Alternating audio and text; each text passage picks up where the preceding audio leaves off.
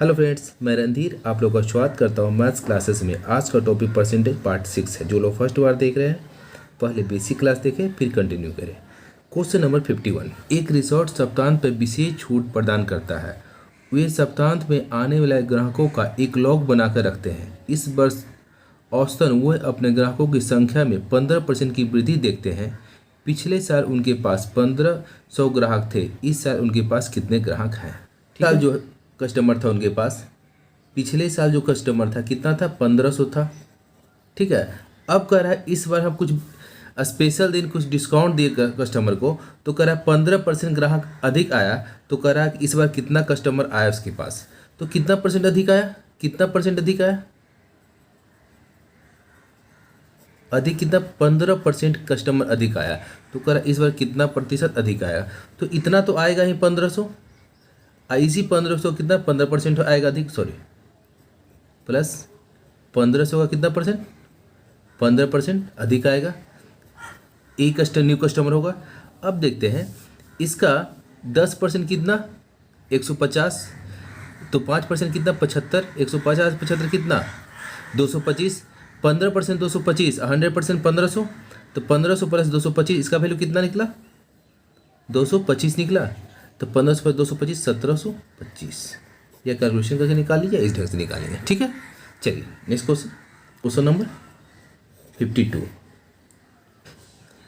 Billion में पानी की 320 ग्राम मात्रा में समान नमक की मात्रा 33 ग्राम है।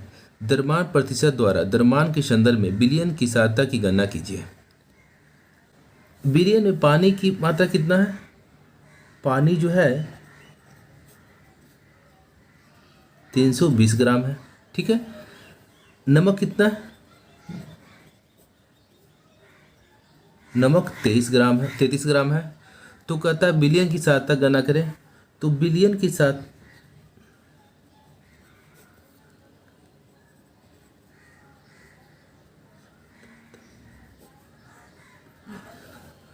फॉर्मूला होता है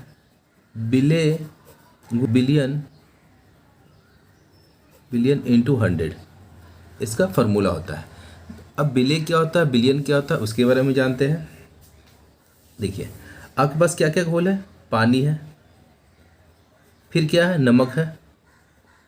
ये दोनों घोलने के बाद कुछ घोल बनता होगा।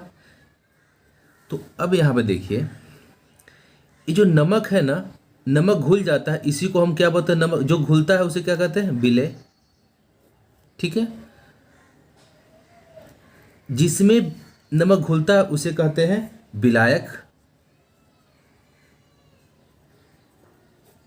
विलायक प्लस विलेय दोनों मिलकर जो तीसरा चीज बनता है, घोल जो बनता है, उसे वो कहते हैं विलियन।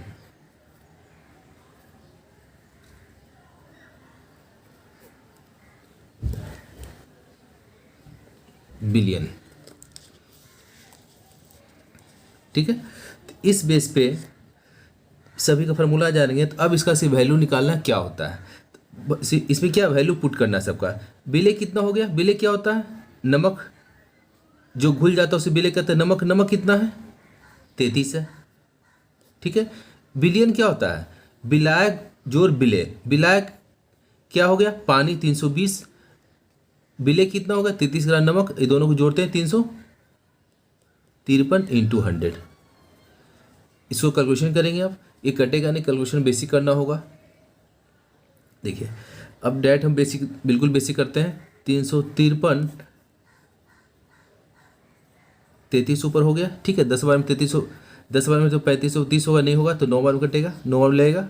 9 3 27, 9 5 45 45 2 47, 9 3 27 27 4 31, 10 में 7 गया 3, 2 12 12 से 7 गया 5, सॉरी 10 में 7 गया 3, 9 में 7 गया 2,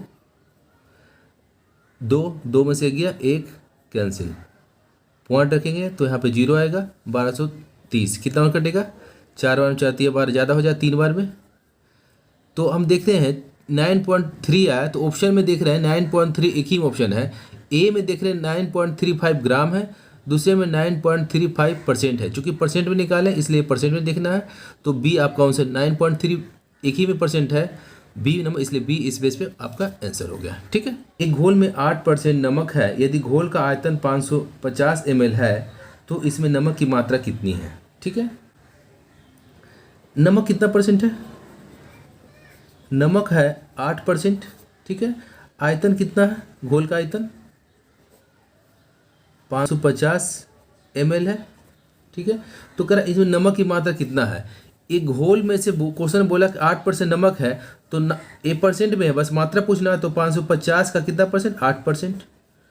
अब इसको कैलकुलेशन 1% कितना होगा, 5.5, तो 8%, 8 और 8 4 हो गया 44 ग्राम, 44 ml हो गया, क्या हो गया, नमक की मात्रा हो गया। ठीक है, चलिए नेक्स्ट क्वेश्चन। श्याम के अंक दिव्या के अंकों से 25% अधिक हैं, दिव्या के अंक श्याम के अंक से कितने परसेंट कम है। अब देखिए, श्याम का अंक दिव्या के अंक से 25% अधिक है, यदि दिव्या 100 है तो श्याम कितना होगा, 125 होगा। फिर क्वेश्चन कह रहा है दिव्या के अंक श्याम के कितने प्रतिशत कम है, दिव्या के अंक श्याम से कितने प्रतिशत कम है, दिव्या का अंक श्याम से कितना परसेंट कम है। अब देखते हैं, एक कम कितना है, 25 कम है, किस रेस्पेक्ट में, श्याम के रेस्पेक्ट में, इंटू 100।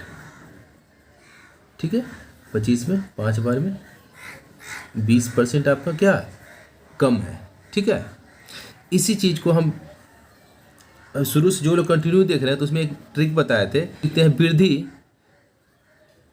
वृद्धि बटे 100 प्लस वृद्धि इंटू 100%। यही फार्मूला बताए थे, ट्रिक बताए थे। इस बेस पे बस क्या करना, इतना लिखने की जरूरत नहीं, बस समझने के लिए कंसेप्ट बताए थे, लिखने की जरूरत नहीं है। अब 25/125 गुने 100, 1/5, 1/5 मतलब कितना होता है, 20%। ठीक है, चलिए नेक्स्ट क्वेश्चन देखिए। क्वेश्चन 55 कह रहा है, यदि किसी वर्ग की भुजाओं को 10% बढ़ा दिया जाए तो वर्ग का क्षेत्रफल बढ़ जाता है, कितना परसेंट बढ़ जाता है। ठीक है, तो वर्ग का क्षेत्रफल क्या होता है, वर्ग का क्षेत्रफल क्या होता है, भुजा स्क्वायर, भुजा ए होता है तो भुजा स्क्वायर। ठीक है, भुजा स्क्वायर होता है, तो वर्ग का क्षेत्रफल भुजा स्क्वायर होता है। कहता है कि भुजा जो है कितना बढ़ जाता है, 10% बढ़ जाता है, भुजा जो है 10% बढ़ जाता है, तो क्या क्षेत्रफल में कितना वृद्धि होगा। क्षेत्रफल कैसे निकालते हैं, ए इंटू ए निकालते हैं, ए इंटू ए क्षेत्रफल निकालते हैं, भुजा स्क्वायर मतलब ए इंटू ए।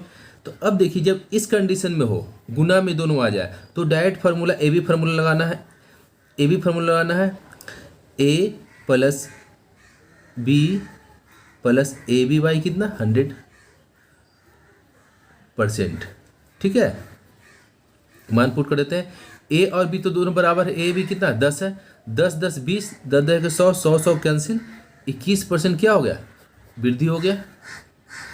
इसी चीज़ को हम इतना लिखने की जरूरत नहीं है। देखिए क्या करेंगे, हम मान लेते हैं इसका क्षेत्र पहले 100 था। ठीक है, तब कितना बार बढ़ेगा, 2 बार बढ़ेगा, तो 100 का एक बार 10 बढ़े तो 110 हो गया, 110 का फिर 10% कितना 11 होगा, 110 11 कितना 121, तो 100 का चीज 121 होगा तो कितना 21% का वृद्धि, इस बेस पे बना सकते हैं। ठीक, कह रहा है यदि वर्ग की एक भुजा 30% बढ़ा दी जाए तो उसके क्षेत्रफल में वृद्धि की प्रतिशत ज्ञात कीजिए। वर्ग की एक भुजा, यहाँ पर ध्यान दीजिएगा, वर्ग की एक भुजा 30% बढ़ा दी जाए तो क्षेत्रफल में वृद्धि कितना होगा, क्षेत्रफल वृद्धि पूछ रहा है। ठीक है ना, यदि वर्ग की एक भुजा 30% बढ़ा दिया तो क्षेत्रफल वृद्धि क्या होगा। यहाँ पे हमेशा ध्यान रखिएगा, आपके ऑप्शन में जो दिया है, यहाँ पर देखिएगा, वर्ग की एक भुजा बढ़ाया गया है, न कि वर्ग का भुजा क्षेत्रफल क्या होता है, ए स्क्वायर होता है ना, मतलब ए इंटू ए होता है। अब कह रहा है ए दोनों नहीं बढ़ा है, सिर्फ एक ही भुजा बढ़ा, एक ही 30% बढ़ा है। ठीक है ना, एक ही 30% बढ़ा, और दूसरा तो जैसा था जैसा रह गया, दूसरा में कोई परिवर्तन नहीं हुआ। तो इस कंडीशन में क्या होता है, दूसरा में कुछ परिवर्तन नहीं, दूसरा क्या हो गया, 0 हो गया ना, कोई परिवर्तन दूसरे में नहीं हुआ। तो इस बेस पे कह सकते हैं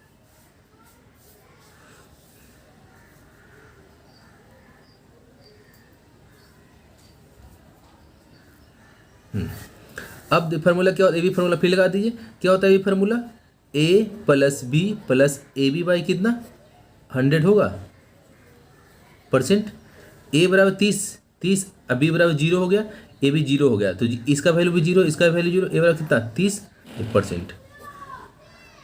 कितना हो गया 30%। सिर्फ क्षेत्रफल जो हो गया उसका 30% बढ़ेगा। आपके ऑप्शन में नहीं है, चूंकि क्या है ना, क्वेश्चन में थोड़ा सा करेक्शन कर लीजिए या ऑप्शन चेंज कर दीजिए, ठीक है। क्वेश्चन में ये होना चाहिए आंसर ऑप्शन के अनुसार कि वर्ग की भुजा में 30% बढ़ा दी जाए, न कि एक भुजा बढ़ाया जाए। यदि सिर्फ एक हटा देंगे तो उसके अनुसार से आंसर हो जाएगा 69, ठीक है। यदि एक रहने देते हैं तो उसके अनुसार पर क्या होगा 30%। क्वेश्चन के अनुसार आंसर 30% ही होगा, ठीक है। क्वेश्चन 57 का, यदि आयत की लंबाई 15% बढ़ जाती है और चौड़ाई 20% तक घट जाती है तो आयत के क्षेत्रफल में प्रतिशत परिवर्तन ज्ञात कीजिए। क्या हुआ, लंबाई में 15% का वृद्धि हो गया और चौड़ाई में क्या हुआ 20% का कमी हो गया, ठीक है। तो देखिए आयत का क्षेत्रफल क्या होता है L इंटू बी, जब गुना में आ जाए तो इस बेस पे हम लोग ए बी फॉर्मूला लगा देंगे यहाँ पे। तो अब कहते हैं ए बी फॉर्मूला इस पे लगाते हैं, कितना प्रतिशत क्षेत्रफल में परिवर्तन हो, चूंकि क्षेत्रफल होता है एल इंटू बी, ये गुना में आ जाए तो डायरेक्ट हम ए बी फॉर्मूला लगा सकते हैं, तो A plus B plus A B by 100,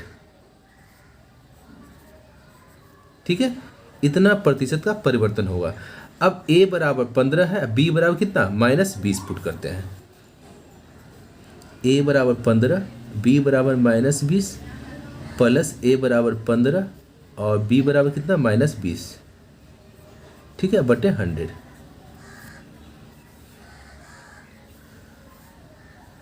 -5 हो गया, 15 30, 300 हो गया, -300 हो गया, -300 बटे कितना 100, ए जीरो -8% क्या हो गया, मतलब उसका क्षेत्रफल 8% कम गया, ठीक है।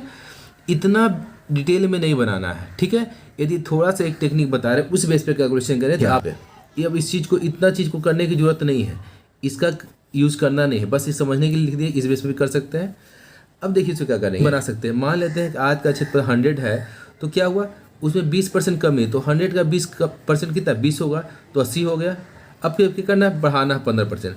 अब 80 का 15% कितना होगा, 80 का 15%, 10% 8, तो 5% कितना 4, 12 हो गया, बस 12 बढ़ा दें, बड़ा कितना होगा 92। पहले कितना क्षेत्रफल माने थे 100 माने थे, 100 से कितना हो गया 92 हो गया, कितना कम गया 8% कम गया।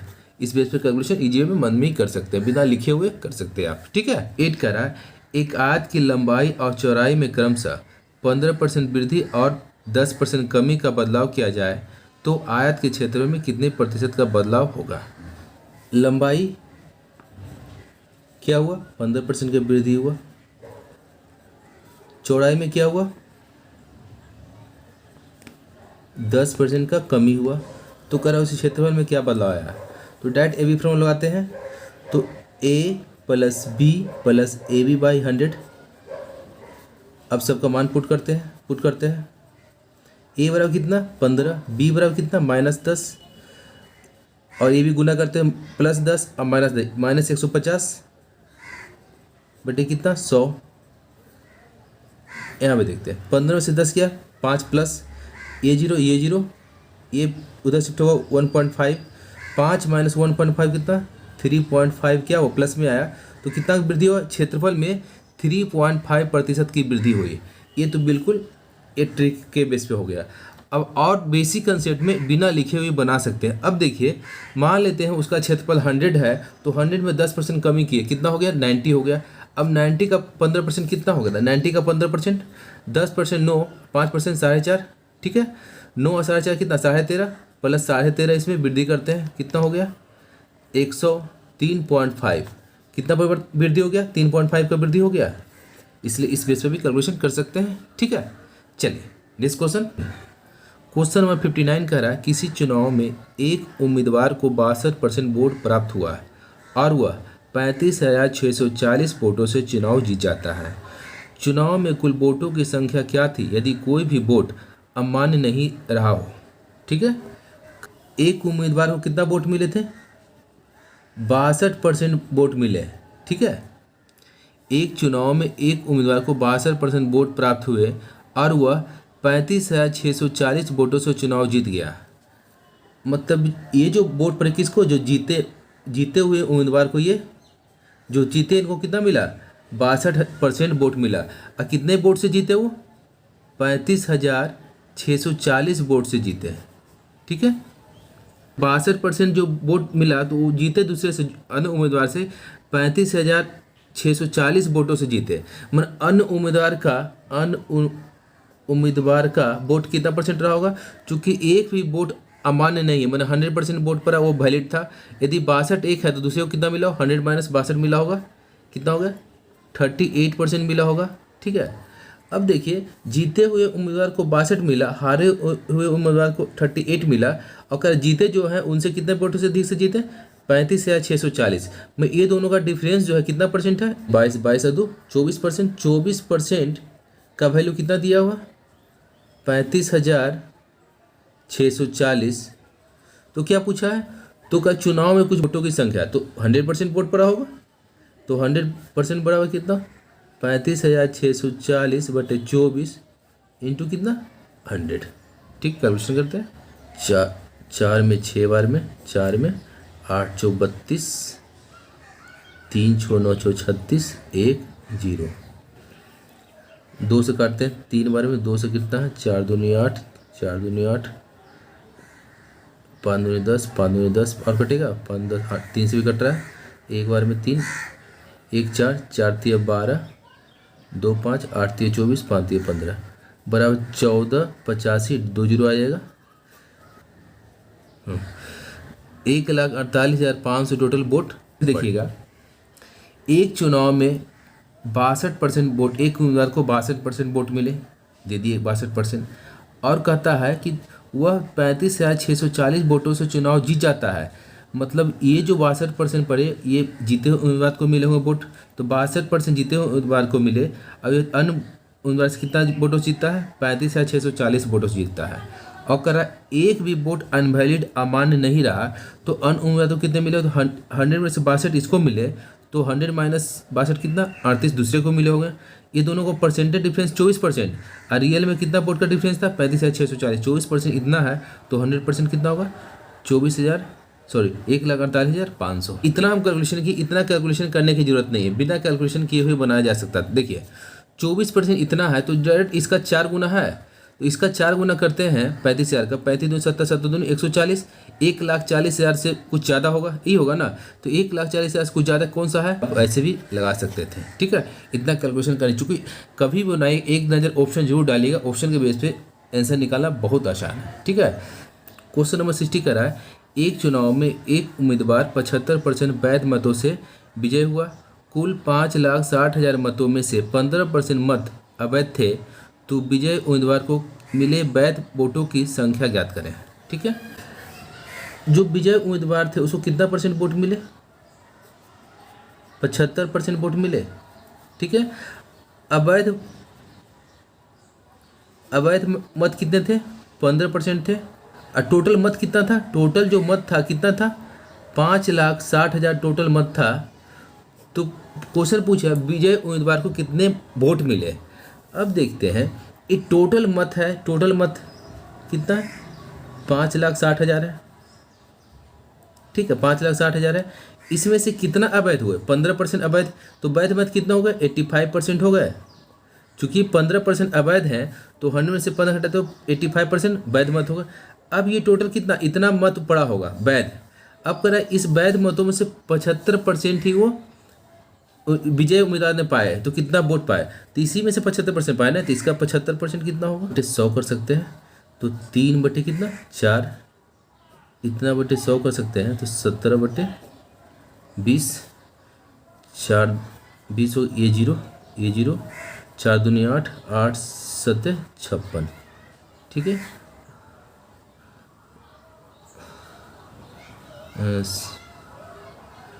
17 51, 51 गुने 7 कितना होगा 7 7 5 35, कितना 0 3 0, 3,57,000 उसको कितने मत मिले, वैध मत मिले। ठीक है, इसी के साथ आज क्लास समाप्त करता हूँ। Thanks for watching.